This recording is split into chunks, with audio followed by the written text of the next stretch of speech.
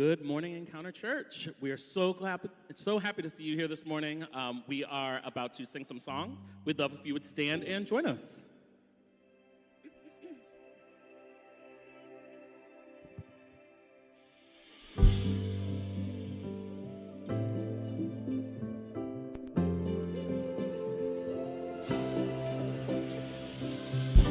When night has fallen, when fear is coming, still you're calling me.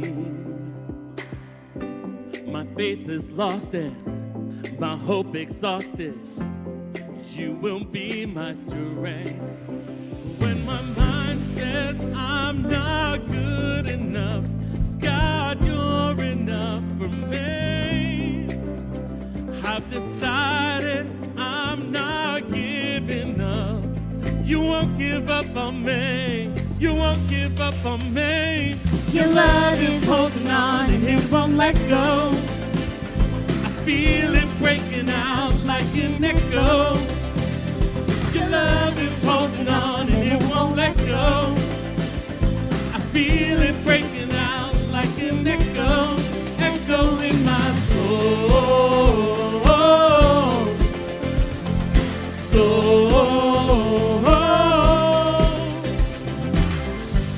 In every season, you keep repeating promises to me. Now there's no stopping what you have started till it is complete. When my mind says I'm not good enough, God, you're enough for me. I've decided I'm not giving up. You won't give up on me. You won't give up on me. Your love is holding on and it won't let go. I feel it breaking out like an echo.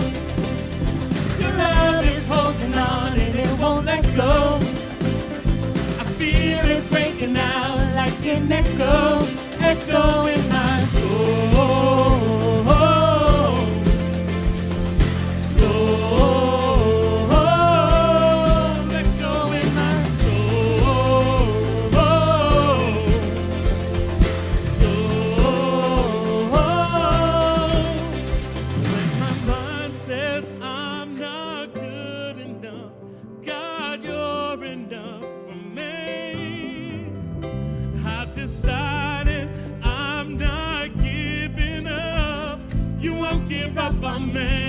You won't give up on me. Your love is holding on and it won't let go.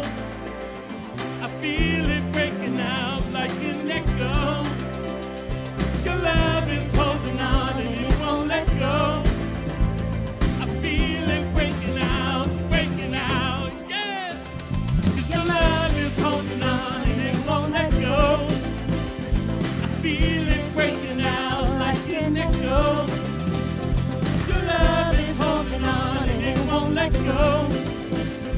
I feel it breaking out like an echo, echo in my soul.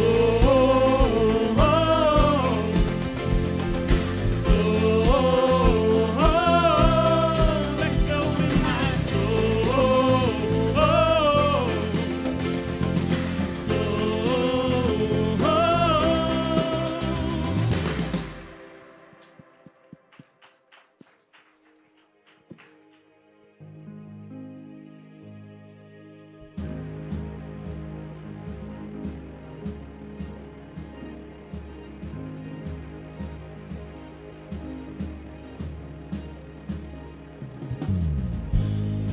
Now the darkness fades into new beginnings as we lift our eyes to a hope beyond. All creation waits with an expectation to declare the reign of the Lord our God. We will not be moved when the earth gives way. The risen one has overcome, and for every fear there's an empty grave. For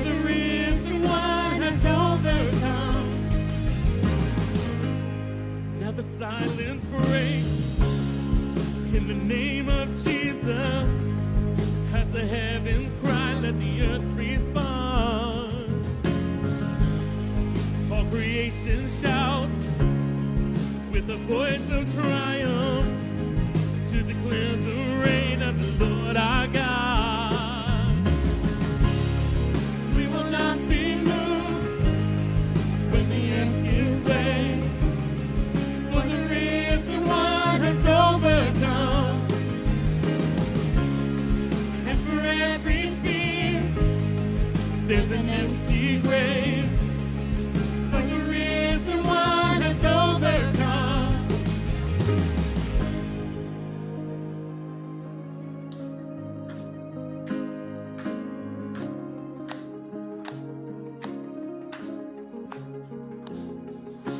He shall reign forever. Strongholds now surrender, for the Lord our God has overcome. Who can be against us? Jesus our defender. He is Lord and he is overcome. Sing this out with us. Who shall reign forever? Strongholds now surrender, for the Lord our God has overcome. Who can be against us? Jesus our defender. He is Lord and he has overcome. We will not be moved when the earth gives way, for the risen one has overcome. And for every fear, there's an empty grave, for the risen one has overcome. We will not be moved when the earth gives way, for the risen one has overcome. And for every fear, there's an empty grave, for the risen one has overcome.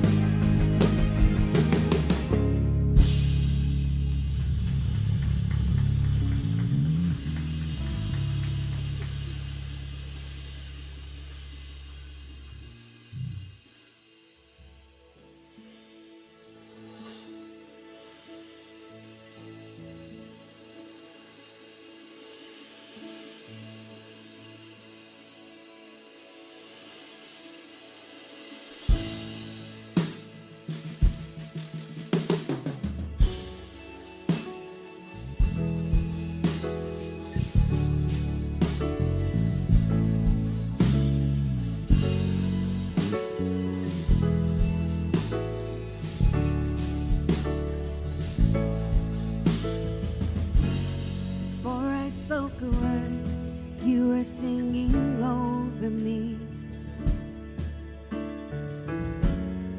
You have been so, so good to me. Before I took a breath, you breathed your life in me. You have been so, so kind to me. Oh, the overwhelming, never-ending, reckless love of God.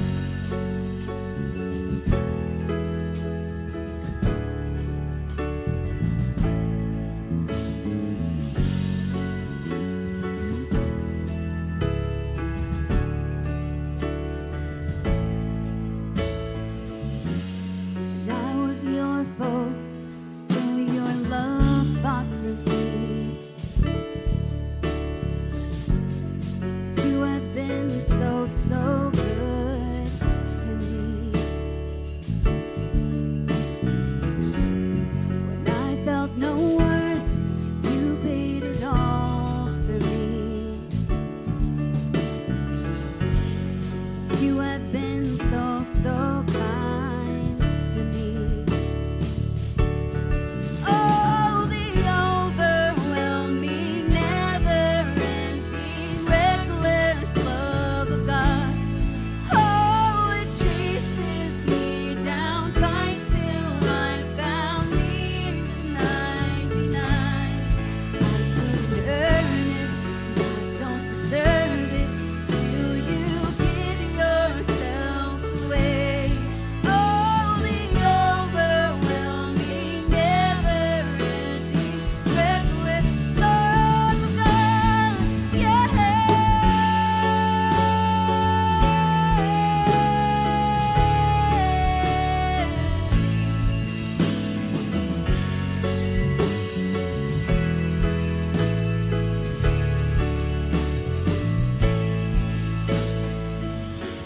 No shadow you won't light up, mountain you won't climb up, coming after me. There's no wall you won't kick down, lie you won't tear down, coming after me. There's no shadow you won't light up, mountain you won't climb up, coming after me. There's no wall you won't kick down, lie you won't tear down, coming after me. No shadow you won't light up, mountain you won't climb up, coming after me. No wall you won't kick down, lie you won't tear down, coming after me. No shadow you won't light up, mountain you won't climb up, coming after me. No wall you won't kick down, lie you won't tear down, coming after me. Oh, the overwhelming, never-ending, reckless love of God. Oh, it chases me down, finds till I'm found these 99. And I couldn't earn it, and I don't deserve it, till you give yourself away. Oh, the overwhelming, never-ending, reckless love of God. Yeah.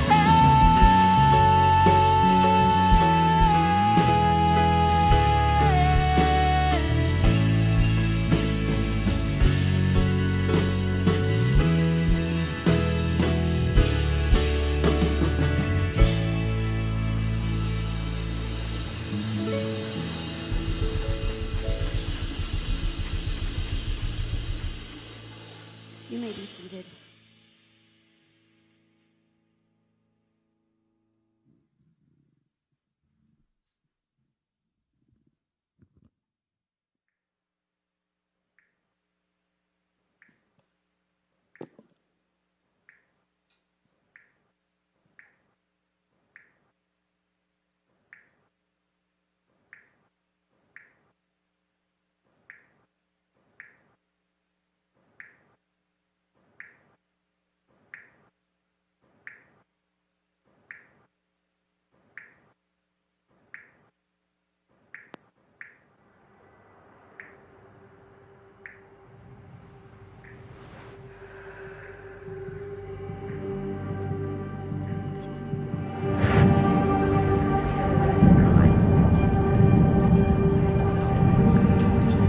Making such a big deal out of this. Just pretend like you're just see what they're doing. We'll find out.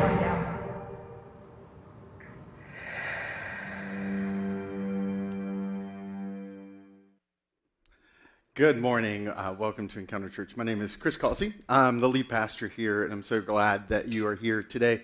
So we're wrapping up our series on Anxious for Nothing. Kind of just to give you a heads up as we jump into the scripture passage today, I'm going to kind of attempt to do the impossible and cover an entire chapter, okay? So that is impossible. And so inside of our app, I've already preloaded the entire chapter text for you because this is a text that I think you're going to want to spend time processing through, especially if where you are is where we're going to end up today. And so if you have our app, you can find it in the Bible or the message portion icons. If you don't, you can download it for free at encounterchurch.com/app, and it'll kind of Android or iOS kind of redirect you to whatever store you need.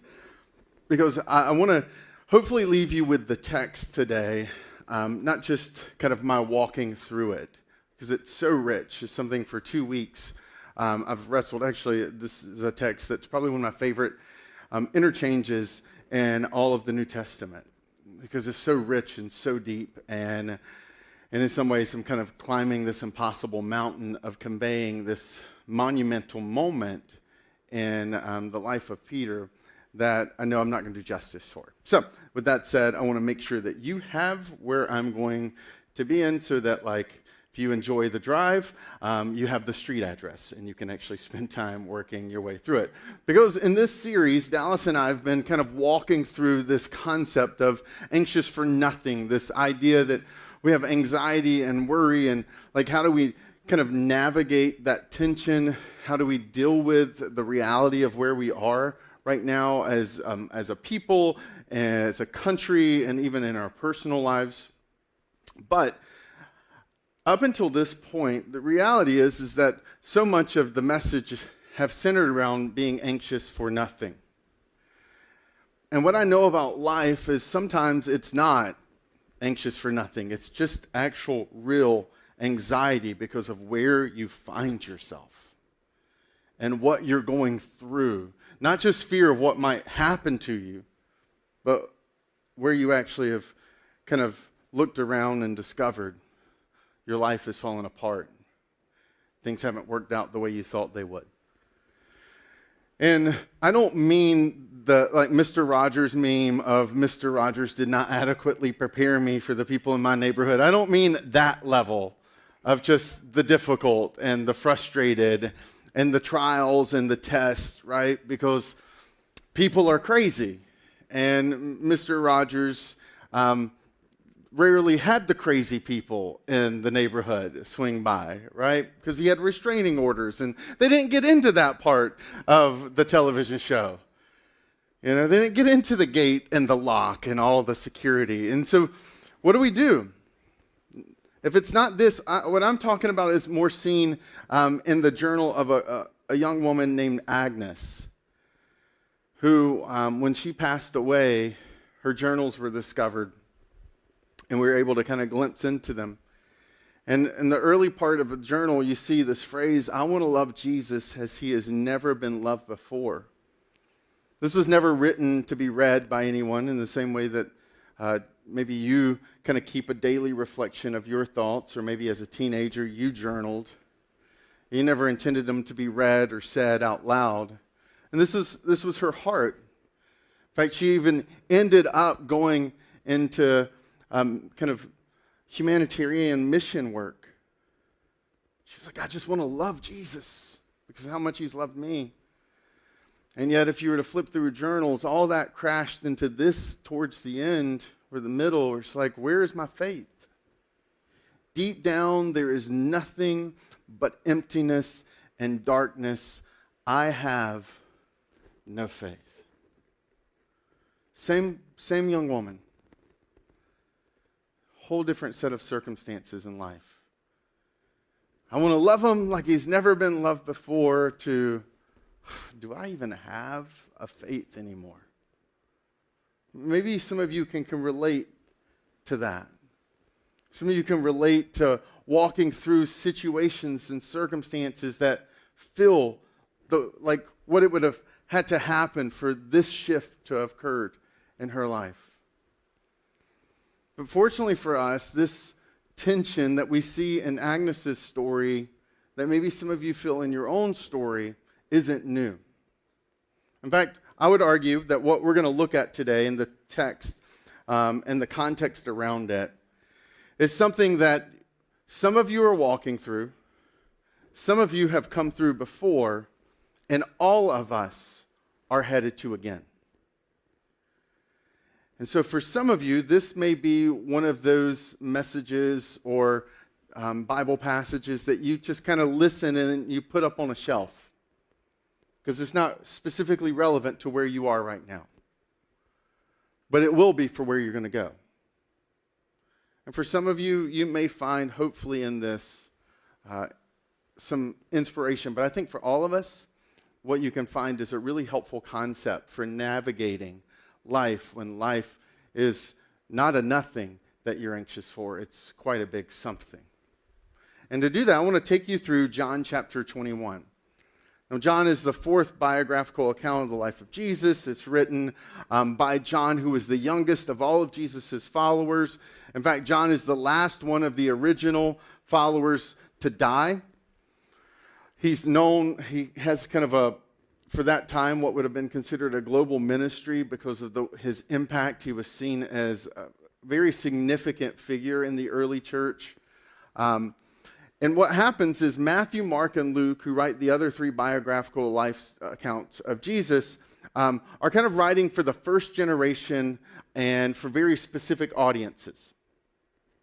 And then John, towards the end of his life, is looking at the three biographical accounts, and he says, man, there's something missing. Not everything that needs to be said has been said. And so John writes his fourth, what we call the Gospel of John, because he recognizes there's still some stories that have not been told, and there's still some moments that have not been unpacked. And so we get this gift of John. And at the end of John, chapter 21, the very last chapter in the book, we see the story, the third kind of resurrection appearance of Jesus. And it starts like this. It says, afterward, Jesus appeared again to his disciples by the Sea of Galilee. It happened this way. And the reason John is saying it happened this way is because John is going to be there. This is an eyewitness account. He says, Simon Peter, Thomas, also known as Didymus, Nathanael from Cana in Galilee, the sons of Zebedee, and the two other disciples were together. Now, John is humble. You'll kind of pick up on that. He never names himself in his writings. He's one of the two referenced. And so the play out of this story, the sons of Zebedee, he's going to be a part of that group, and he wants everyone to understand this story because this story has not been told before. And so he says, I'm going out to fish, Simon Peter told them. And they said, we'll go with you. So they went out, got into the boat, but that night they caught nothing. This is where it's significant. John is part of the sons of Zebedee. His brother, Simon, they had been part of a fishing business. And in that fishing business, they knew commercially, professionally how to make a living, how to catch fish. And so Simon is just like, man, whatever, let's go fishing because they're in their home turf. And they go out and they spend the night fishing because it was a nighttime job, and they catch nothing. And as they're coming into the shore, early in the morning, Jesus stood on the shore, but the disciples did not realize it was Jesus. So John's painting the picture, this kind of vivid imagery, in fact, because John's there. He remembers the entire night. Their head is still reeling from what happened in Jerusalem. They're still trying to figure out, what does this all mean? Because no one had encountered someone who'd been killed, and then 3 days later they brought themselves back to life. Like, that's not normal. So they're not sure what to do with it, and they spend the night fishing. It's a complete failure. But as the sun is starting to rise, John notices there's someone on the beach. But no one knows who it is. And he says, Jesus says to them, throw your net on the right side of the boat and you will find some, which is quite ridiculous because the reason you fish at night is because fish can't see the nets. It's really hard to catch a fish because fish don't tend to swim right into the nets. And so, but they're hopeless. They have nothing to lose. And so when they did, they were unable to haul the net in because of the large number of fish. Now, then the disciple whom Jesus loved, which is John, that was the title that he gives himself, he says to Peter, it is the Lord. Like, he realizes, like, that's Jesus. And it says, as soon as Simon Peter heard him say, it is the Lord, he wrapped his outer garment around him, for he had taken it off, and he jumped into the water. Now, I appreciate John because John is letting us know that Simon Peter's trying to avoid a quite awkward moment because in those days, swimming trunks had not been invented yet. And so when you fished, oftentimes you were in your skivvies or in your skin. And so he realizes, oh my goodness, Jesus is up there. And so he grabs his outer garment, he tucks it in, and he dives in to get to Jesus as fast as possible. And then the other disciples follow in the boat. They're like, okay, we'll just bring the boat in, Peter. All right, we got this. The really large net filled with fish, we'll just bring this in. And so they bring in the boat. And it says they're towing the net full of mesh, for they're not far from shore. They're about 100 yards, so it's about a football field. And when they landed, they saw a fire of burning coals there with fish on it and some bread. So Jesus has prepared breakfast for them. They're pulling up the boat. We know that they're, because of the story and what it's about to say, that there's about 150 plus fish in it, which is an extraordinary amount of fish to catch. I mean, this is an amazing windfall of cash. I mean, this sets them up. If you're in the fishing profession, that type of fish collection, man, it's like winning the lottery. And Jesus, once they get settled, says, hey, come and have breakfast. And none of the disciples dared ask them, who are you? For they knew it was the Lord. I love John. He's in it and he's telling it. And this story is so involved. And there's so many cultural nuances. But I want to kind of drive towards one character specifically. A character that's quite, in some ways, like Texas Pete in the story that played out this week. All right? So I love Texas Pete. All right? Texas Pete is a hot sauce. I believe when I eat chicken and pork, it is not good unless I'm sweating. And so, in fact, I really love to sweat right here. I don't even know what that part is called. I just know that's how I measure good chicken and pork is, am I sweating right here? Because I consume a large amount of Texas Pete to make me sweat right here. Okay? It could be the secret to me. I never had acne growing up, so that might be the secret. I just sweated my pores, purged them, self-cleaning regularly growing up with Texas Pete, but I loved it. So you can imagine how devastated I was 2 weeks ago when I found out that Texas Pete was in the middle of a lawsuit. See, a guy named Philip White had been shopping in Ralph's in California in September of 2021, and he grabs a bottle of Texas Pete for $3, and he takes it home. And then Philip is devastated because he flips over the bottle, and on the back it says, created, right? It's by Gardner & Sons, Winston-Salem, North Carolina. And he says, hold up. Texas Pete is made in North Carolina? Like, this is all a lie. I've got to expose this lie because this is why our nation is falling. And so Philip White hires an attorney and files a 27-page document for a class action lawsuit around the devastation and the deception of Texas Pete. I mean, Texas Pete's not even a real person. And now, if you happen to Google Texas Pete's website, it has one. And what it has on the website is the story of Texas Pete. That Gardner was a businessman, and he had sons. And they had this hot sauce, Louisiana-style hot sauce, that they were trying to figure out how to name it. And they were like, what's a state that kind of just stands out for its, like, you know, being just different, that people will notice? And they're like, Texas. Well, his son had a nickname called Pete. He's like, Texas Pete. That's a great name for our hot sauce. And so they named that in 1930, Texas Pete. And Texas Pete goes, I think, from what I was able to find, almost 100 years with no lawsuit until just recently. I'm not sure what that says about us as a society. But Philip was so upended that the mascot of Texas Pete was nothing more than a lie. He was surprised. I mean, it would be like discovering that Pat the Patriot didn't actually fight in the Revolutionary War. Right? I mean, how devastating would that be for you and for me? Now, this is not what's playing out in this story, but in some ways it is. They're in a place they never intended to be, and they're completely surprised by what's happened.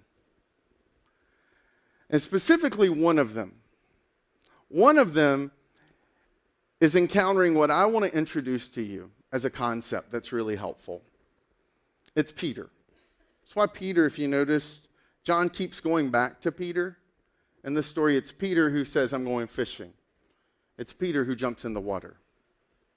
It's Peter who's about to have a conversation with Jesus. And this whole chapter, one of the things you have to understand is Peter and where he is in life. So think back 3 years. Peter's a fisherman. He's kind of just starting his career, but it's obvious that being a fisherman is what he's going to be the rest of his life. He has some dreams and some desires, but they're not going to materialize in the first century. And then lo and behold, one day, a rabbi, a really kind of up-and-coming figure named Jesus, stops by and tells Peter to throw his net on the side of the water after he'd been fishing all night and had caught nothing. And when he does, in Luke chapter 5, Peter catches a lot of fish. And he realizes that something in that moment is not about him being lucky. It has a lot to do with who he's looking at and what and who that person happens to be. It's Jesus. And Jesus, after leading Peter to this miraculous catch, says, Peter, follow me. Which in that century, in that day, was an invitation, an apprenticeship to come follow me. I'm a rabbi. Come stand in my shadow. Learn from me. Travel with me. Become like me, Peter. We know, because of some backstory and some other passages, that Peter had a desire to be in that religious stream, and it hadn't worked out. And so Peter's following Jesus, and think, over the last 3 years of Peter's life, Peter saw water turned into wine. Peter, who had grown up on the water, saw a man walk on it, and then himself walk on it briefly. He saw a crowd being fed with just a handful of like McFish sandwiches from a kid's Happy Meal. He saw a little girl raised back to life. He saw a dead man called out of a cave, still wrapped in the clothes you would be buried in. He saw blind people see. He saw lame people start to walk. He saw the miraculous every single day. And even one time, he happened to be camping on the mountain with Jesus, and he heard the voice of God speak through the clouds. Which is why naturally you would imagine by the time it kind of hits this like climax of the story where they're in Jerusalem and Jesus is arrested, Peter's like, this is it. This is when it's all going to happen. Jesus is going to rise up and take him down. It's going to finally go. And then he's in the garden and Jesus just kind of lets them lead him away because of one of their friends who's betrayed him. Like, Judas, you were with us all along. You betrayed Jesus. And Peter's like, no, this is not how it's going to go. And he slices off the ear of the guy who's trying to arrest Jesus. And Jesus picks it up and heals him again. And Peter that day had already been warned by Jesus. Jesus was like, hey, you strike the shepherd and the sheep scatter. And Peter catches what he's saying. And he's like, Jesus, you need to know. Man, even if all these other losers run away from you, I will never leave you. I got your back, Jesus. I got your front. I got your side. I am your boy. You can depend on me. Take that to the bank. And Jesus is like, before the end of the day, before the rooster crows 3 times, Peter, you're going to deny me too. Peter's like, psh, will never, ever happen. And yet we fast forward, Jesus is arrested. The full swing of the emotion by itself is incredible. He's taken, and Peter is one of the few disciples actually willing to follow. He's still following Jesus. And he follows Jesus being led into the courthouse, this makeshift courthouse that had been thrown together at the last minute. And he's sitting in the courtyard, and Jesus is right over there. And he's being interrogated and questioned. Now, if you've ever traveled to like the South, or been around a different, like someone from a different part of America comes here, you kind of realize that people don't always talk the same, even if they're from the same country. We have these hey y'all, right? We have these accents. And so Peter's from Galilee. And the Galileans had kind of the equivalent of a southern accent. And so the lady sitting beside the fire that Peter's standing beside, listening and watching the interchange with Jesus and the kind of the religious political officials, says, hey, wait, you sound like him. Are you with him? And he's like, no. And he moves over, and someone else asks the question. He finally gets so angry, he curses at him. It's like, I don't know him at all. Leave me alone. And he says it just loud enough that we know from one other gospel account that Jesus looks at Peter when he says it the 3rd time as the rooster crows. This is it's a devastating moment. It's helpful to know that there are only a few things that actually find themselves in all 4 biographical accounts of the life of Jesus. There's only a few moments because they're that diverse in what he did. The feeding of the 5,000, one of the few miracles that's in all 4. The death and the resurrection, all 4. I mean, think about it. Even the Christmas story isn't in all 4. But Peter denying Jesus is in all 4 of the gospel accounts. I mean, let that wash over you to imagine for a second you're Peter. For the rest of human history, that's going to follow him. It's going to mark him. And it's in all 4 because I think it was that significant. And Peter is fishing in his hometown, doing what he's always known to do. He dives in the water to swim to Jesus because ultimately what's going on underneath the surface, the reason Peter's responding differently than the other disciples is that Peter has hit what I would call a wall. A wall is this kind of psychological concept where what you've been doing in life all of a sudden doesn't work anymore. We can hit walls in a lot of different ways. We can hit it physically. Now, I asked my wife's permission before I shared this, but kind of the last few months, Jenny's been really run down, and it was going beyond the fact that we have a 3-year-old who is very much the Energizer Bunny and never stops. And she was like, I just feel off. I don't know what's happening. I can't figure it out. It's like what she's been doing was no longer working. She'd kind of hit a physical wall. And so my wife, being a whole lot smarter than me, goes to the doctor. And the doctor says, let's run some blood work. And what comes back a couple days later is she's vitamin D and vitamin B12 deficient. And the doctor says, take these 2 vitamin supplements. And about 4 or 5 days later, my wife, I remember that morning, she's like, I'm starting to feel normal again. It's like she had hit this physical wall. The food that she'd eaten, the rhythms that she had had, all of the things hadn't changed in her life, all of a sudden could not get past this point. Her body could not bring in enough B12 or D to face what she was facing every day. That's a physical wall. Some of us hit relational walls where we're staring at a relationship falling apart. And what got us there, nothing in the toolbox can get us past where we are. And that's kind of a hallmark of hitting a wall.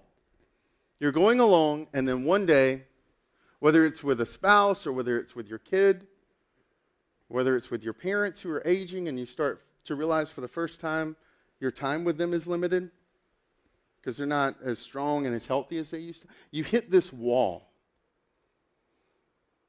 And hitting a wall figuratively is a lot like hitting a wall literally.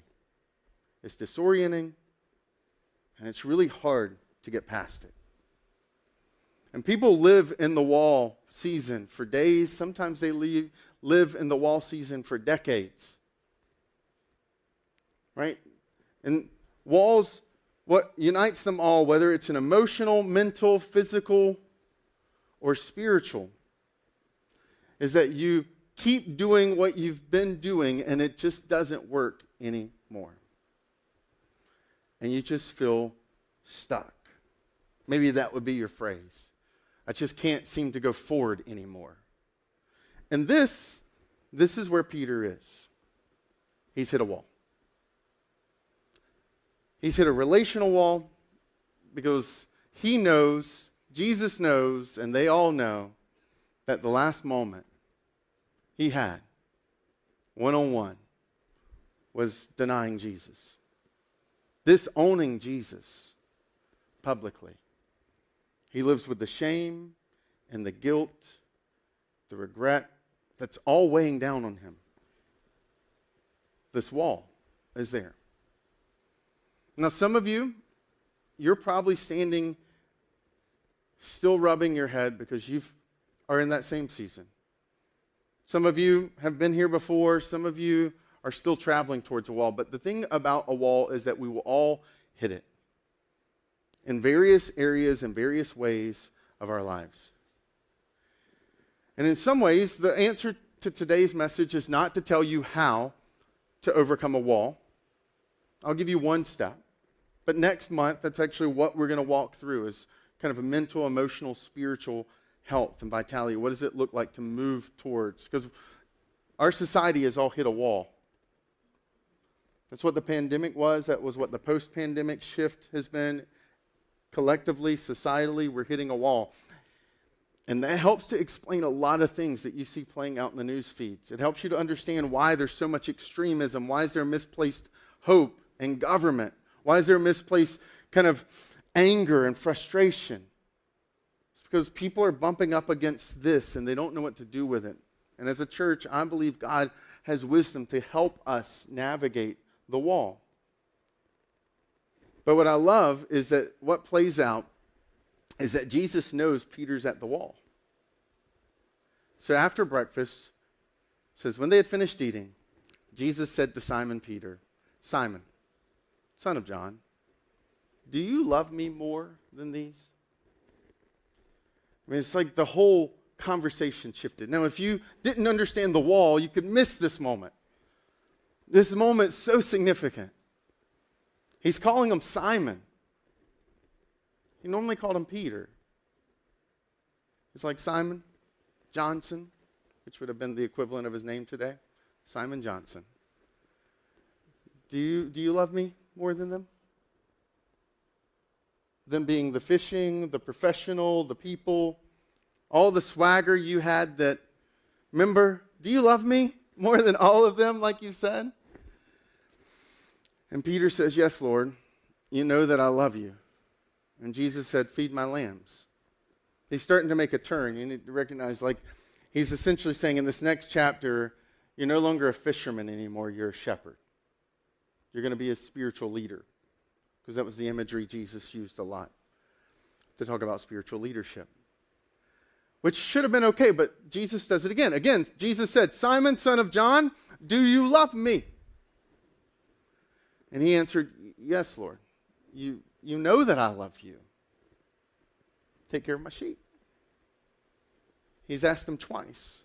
And each time he said, do something. He's like pushing them to action. He's making a shift a little bit. That's helpful, right? Love's not a noun, it's a verb. When you love as an action. He's like, take care of my sheep. The third time, he said to him, Simon, son of John, do you love me? And Peter responds in the same way that many of you would respond if your child or your spouse or your parent or someone you care deeply about asked you that question the third time. And it says that Peter was hurt because Jesus had asked him the third time. It's like, well, Jesus, do you not believe me? Do you not trust that I love you? Like the first 2 times it was about Jesus. But now this has become about Peter. And Peter's response is huge. He says, Lord, you know all things. You know that I love you. I think the challenge with the Bible, sometimes we read it, we don't step into it. And this moment is so filled. I mean, I've cut so many slides out of this message. This may be the worst message I preach all year because there's so much I wanted to say. And I maybe don't even pick the right things to say. Because this is a man whose life was completely devastated. A bomb had gone off. The most important person in his life, he denied to his face on his worst day. And now that man is looking at him rightfully so and saying, do you love me? I mean, it's like you find out your spouse is having an affair and you keep asking the question. I mean, that's the weight of what's going on. Do you not think I love you? Do you not think I know what I did to you? I feel that every single day. Like, that's what's playing out in this passage. Peter has hit this wall and he's like, I don't know what to do. Because all I can think about since that night is what I did to you. And we can miss what Jesus is doing. He's pushing Peter to confront his wall, to stare in reality of what's actually in front of him. The shame, the guilt, the hurt, the brokenness. And he says, feed my sheep. It's like there's just all of these layers to this conversation.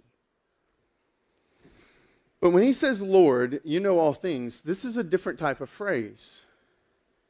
Peter's responding to Jesus for who he really is. When he says Lord, he's like, God, you know everything. And you know deep down inside, I'm a screw up, I'm a mess up, but I love you.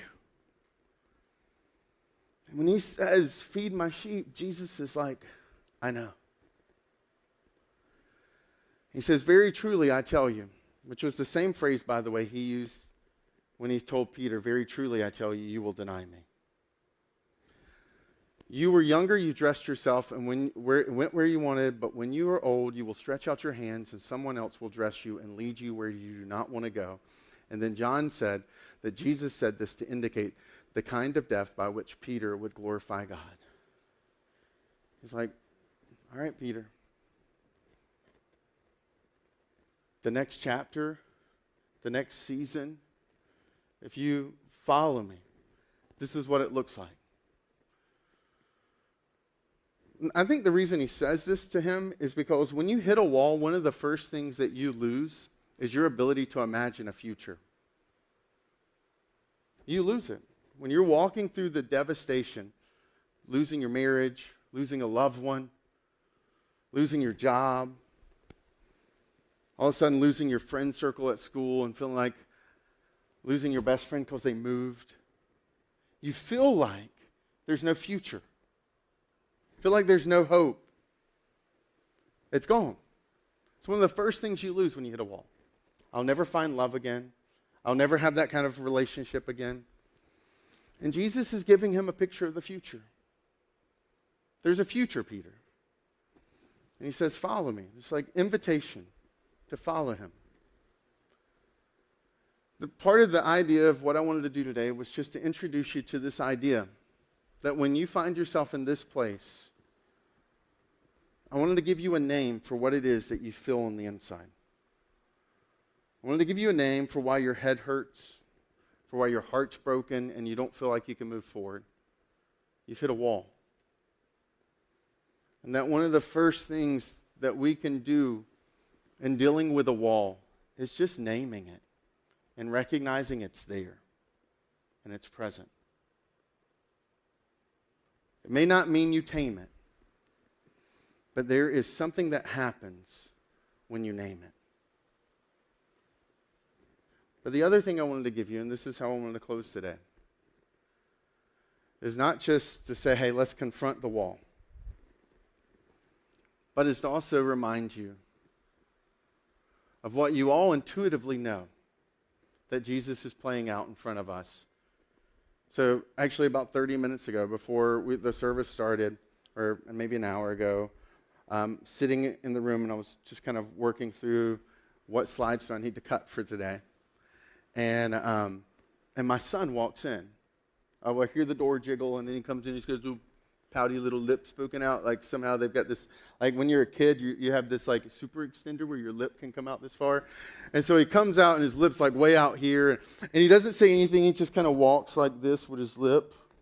And then he just kind of throws himself onto the couch I'm sitting, and he puts his head on my leg. He doesn't say anything. And I just rubbed his back, and I was like, is everything okay, buddy? And he was like, no. And I see this happen with him a lot, and it's such a good reminder that before he left the room, you know, my wife comes in and she helps him. Like nothing about the circumstance, nothing about the situation that brought him into that room had changed. A couple days ago when he was really sad about something and Jenny was holding him and he was crying and he stopped crying, it wasn't because the situation changed. It was because somehow the who provided comfort, even though the what had not changed. That ultimately we were born intuitively knowing that the who is more important than the what we're going through. The who we're with is more significant than the what that we're walking through. We get that. And Jesus understands that. That it's not a toddler thing. It's a human thing. Ultimately being rooted and being made in the image of God. Which is why this moment is probably one of the most amazing moments in the story. One that you can blow right past. It says that when they landed, they saw a fire of burning coals there with fish on it and some bread. So Jesus recreates Luke chapter 5. Completely recreates it, down to throw your net on the other side of the boat, and he catches a large thing. It's kind of crazy. He's reminding him of the first moment that he met him. But then John gives us a detail. See, when Peter denies Jesus, we have a very vivid description of him standing around a fire, but not a wood fire. Not some like burn barrel. He's sitting beside a burning coal fire. And I love fires. That's like one of the cool things about when it starts to get cool is you can sit around a fire pit. But fires have smells. They have a color, they have an odor, they have a way they burn. And Jesus recreates all the different ways he could have started a fire. He chooses to start a fire the way, with the smell and the look of the fire that Peter had been standing by the last time he stood by a fire, which was when he denied him. So he's standing by a fire, the same fire that he denied Jesus just days ago, was now wafting up his nose, and the warmth was now washing over his body. And now Jesus was the same, was across from the fire again. But this time, he was there to restore him. And think about the tenderness, the compassion, the intentional detail. When Jesus is making that breakfast, setting the table, to say, Peter, I want to remind you of our first moment, and I want to remind you of our worst moment. And I'm still here. I know you're standing on the other side of this fire, and you're filled with shame, and you're filled with regret, and you're filled with guilt because of how your life has turned out, and how you never thought you would find yourself in this place in this way. But I'm here. The who is there with him. And the reason why is because Jesus understood that what he did on the cross, this attention to detail, that he had conquered the greatest wall that had ever been built in our life, the spiritual wall. One of my kind of favorite quotes from a philosopher in the early 1900s was a guy named G.K. Chesterton when he was asked, when he became a Christian, about God. And people say, well, look at the world. Clearly, God can't be great or God can't be good because look at the world we live in. Like the world is an argument for why there is no God. And G.K. Chesterton, in his brilliance, responded, I think you're not looking at all the possibilities. That yes, while it is true that maybe the world and its brokenness tells us there's no God, but I think equally possible is that when we look at this world, it could tell us that if there is a God, there's clearly some separation between that God and his creation. And ultimately what Christianity recognizes is that that's the description. It's the only logical description of what actually is played out here.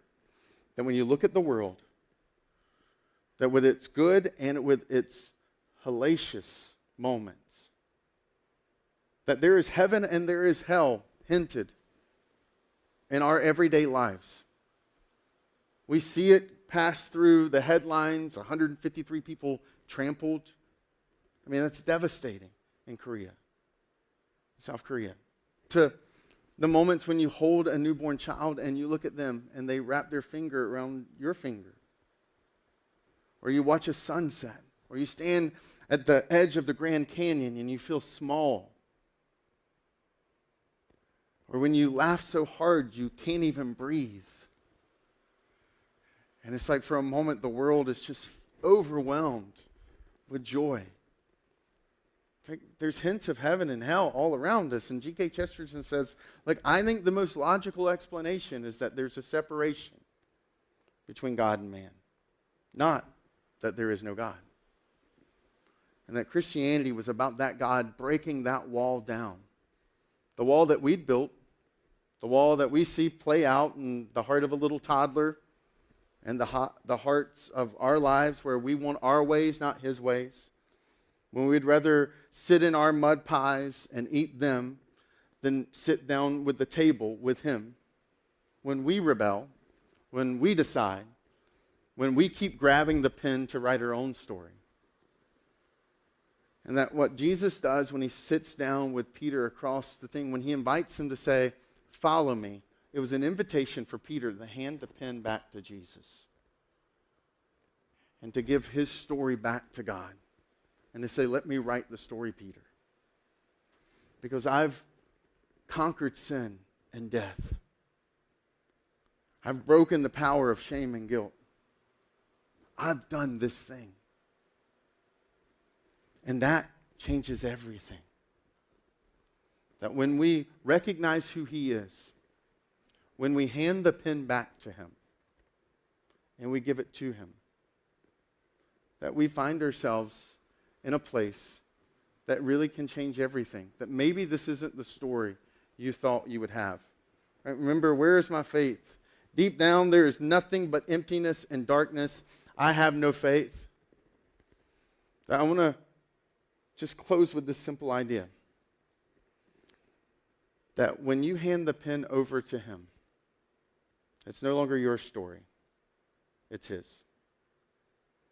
And the stories he writes, the stories he tells are always so much better than the stories that we can. In fact, I told you about Agnes's journal, but the world kind of called her by a different name. It was Mother Teresa. that when she passed away and her journals were published, that they found moments of incredible highs and incredible lows. And the reason Mother Teresa could stand and stare at some of the darkest pictures of injustice, of kids starving to death, of people with sickness completely forgotten about, and yet stay faithful. I mean, Mother Teresa had such a moral credibility because of how she had walked through what she had walked through and what she was able to help change. And ultimately, if Mother Teresa could say these words, if Peter, whose life had completely fallen apart, could go on to be one of the leaders of the early church, and to just a few weeks after that moment preach to 3,000 people and see the birth of the church, that maybe, perhaps, that in the midst of your truly anxious, in the midst of your perhaps truly uncertain, that there is still another story God can tell.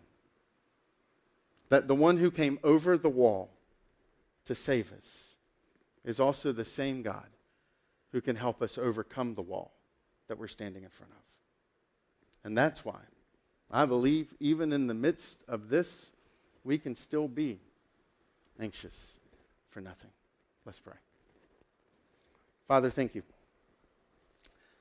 Thank you for the compassion, the detail, the love that you had for Peter. And the way that you so orchestrated that moment to remind him of not just confronting the reality of what he had done and the way he had turned his back on you, but also the reality of the fact that you weren't done. And Jesus, I recognize that with the size of this room and the online kind of audience listening in too, that all of us collectively in this moment, that there's some of us who are standing at the foot of a wall that feels too high to climb. Whether it's in our relational world or whether it's in our financial world or in our emotions and our mental challenges or what we're dealing with our kids or our spouse and the season we're walking through. And I pray that today would be not just a day where we finally confront the wall and name what it really is, but that we would be reminded and comforted by the who that still is too. The one who didn't just come over the wall, but who overcame our greatest wall. God, for the ones who spiritually are opening their eyes to the wall that separates them between them and you. Pray that today would be the simple first step in them saying, God, I'm sorry I built a wall that disconnected me from you. And can you tear down this wall that I've built between me and you? And Father, whatever that wall happens to be for us, whether it's that most significant one, the spiritual one, or whether it's one that we're dealing with right now, I pray over all of us that we'd be reminded on our behalves and on the behalves of others that we know who are walking through seasons like this, that there is a story that you're still waiting to tell. There is still something. There is another chapter. Father, thank you that even when we can't trust the chapter that we're in, and we're still unsure of the chapter we're about to step into, that you would awaken our hearts, our minds, and our souls to the reality that you're the God who stands open to take the pen and to rewrite a better story. And it's in your name, Jesus, I pray. Amen.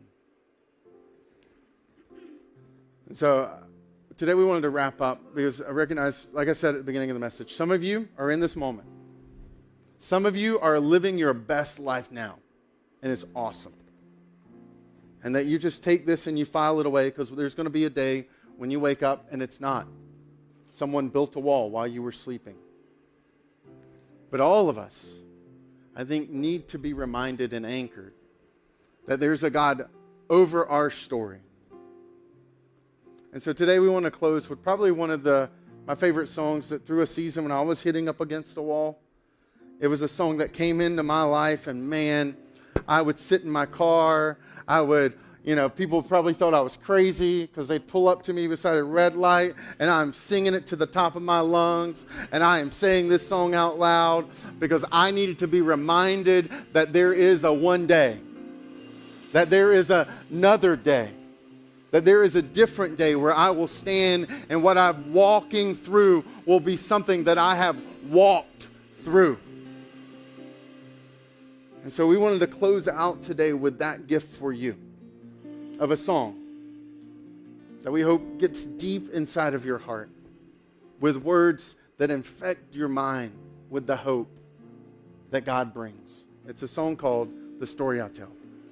So I want to invite you to stand, listen, sing along, pray for people who you know are walking through walls, because there's a God who's greater and bigger than all. Let's sing.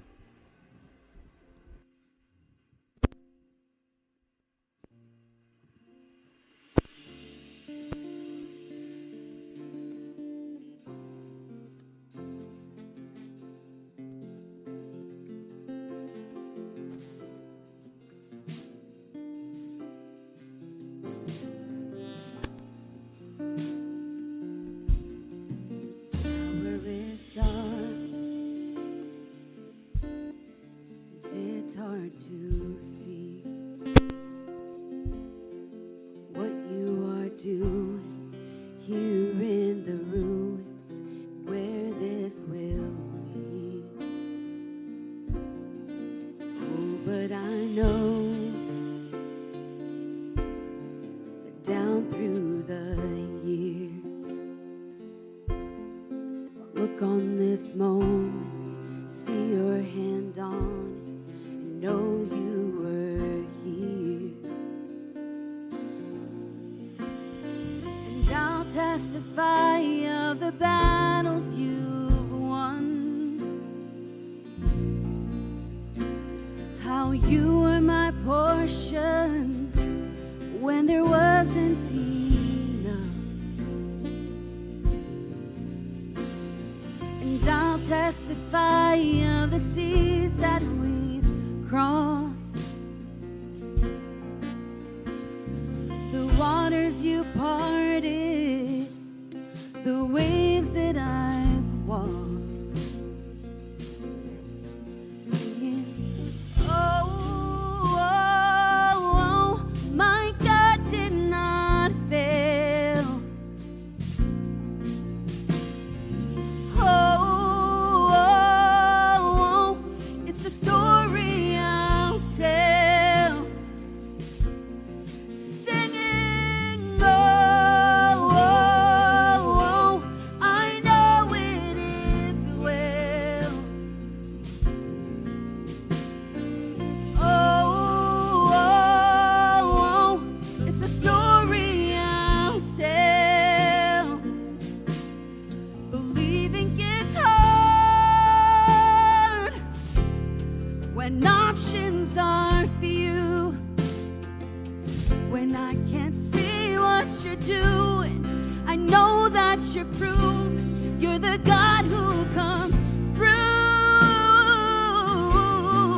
Oh, but I know that over the years, I'll look back on this moment, see your hand on it, and know you were here. And I'll testify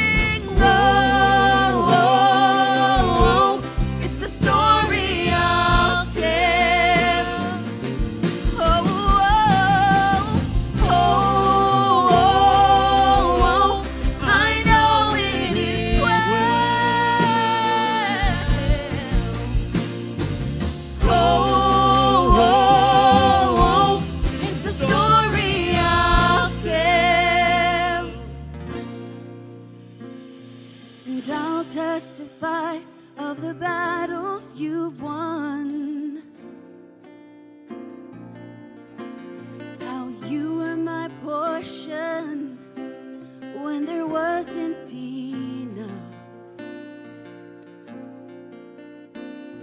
And I'll testify of the seas that we've crossed, the waters you've parted, the ways that I've walked. Come on, church, let's sing one more time. Singing, oh, oh, oh, my God did not fail. Oh, oh, oh, it's the story I'll tell. Oh, oh, oh, I know it is well. Oh, oh, oh, it's the story I'll tell.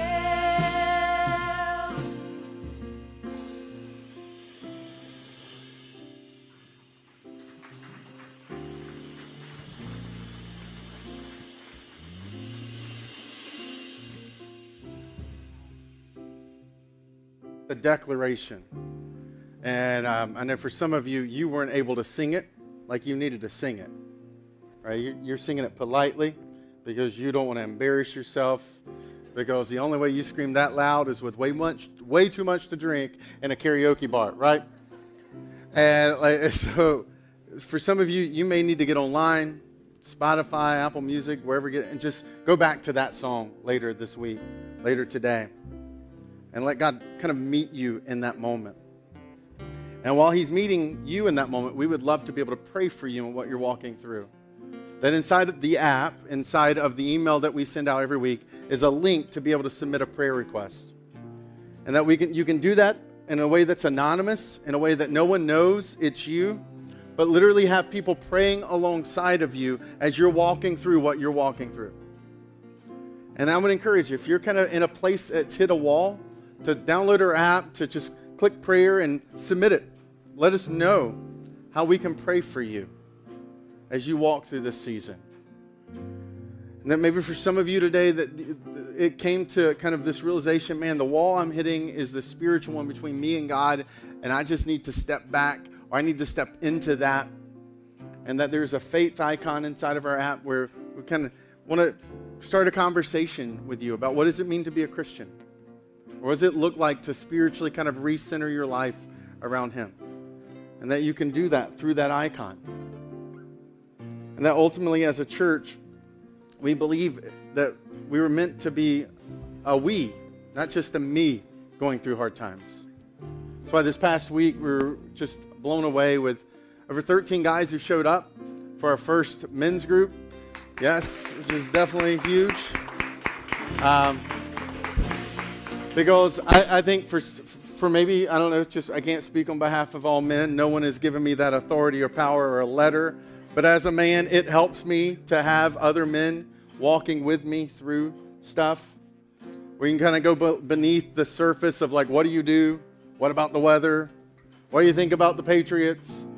What do you think about the Celtics? I mean, like, we need more than that. And so a place where you can enjoy good food and get to know other men in the church and actually have conversation that changes, that enriches, that encourages you. And so the next one we have is November 7th, 7 p.m. You can sign up in the app, or you can sign up in the email.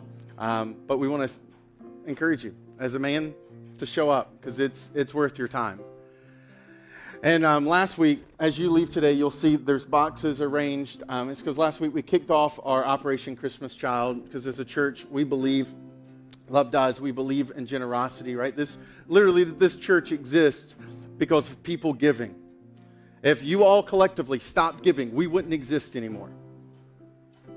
And that doesn't mean the person beside you. That doesn't mean that there's, I'm sure someone in this room is wealthy and they give all the money. It's like, no, it's people who just caught up in the generosity movement of who Jesus is. And that affects every area of our life, including our finances. And so I want to say thank you to those who give regularly, to those who've automated, those who give through the app or through the little box that we have out there, because we as a church wouldn't exist without you. And I think this church matters. In fact, I was reminded this past week when we did our box pickup, over 120 boxes were picked up this past week that are going to go to kids in the midst of their lives being upended. Like, these boxes are a reminder to them that there's a God who can tell a bigger story than just a story that they've lived out of war surrounding them and their family this past year. And I heard from some of you who are like, hey, we weren't there last week. Is there still boxes? And yes, there is. There's about 30 boxes left out there. And my desire is to see all those boxes disappear. For us to lean in and to make a declaration to 150 kids in Ukraine that there is a God who is not done with their story, even in the midst of the darkest moment. And so as you head out today, if you haven't picked up a box, I'd encourage you to pick up one or two or whatever you want to do that you can do, so that we can declare that. Because in a few weeks, we're going to have our Pickup Sunday. And if you're interested in being a part of that inside of our app, in the email that we'll send out, right, you'll notice the theme, app and email, app and email, app and email, is an opportunity to serve and be a part of collection. And so we want to encourage you to do that, because we need your help to collect up the hundreds and hundreds of boxes that as a church, we're going to be collecting from our surrounding community to ship off to these kids who are going through what they're going through. And so thank you so much for being here today. We look forward to seeing you back here next week, where we kick off a new series called It's Fine, as we learned how to navigate and to fully kind of spiritually, emotionally, mentally walk in the life that He promised with joy and peace. So see you next week. God bless you.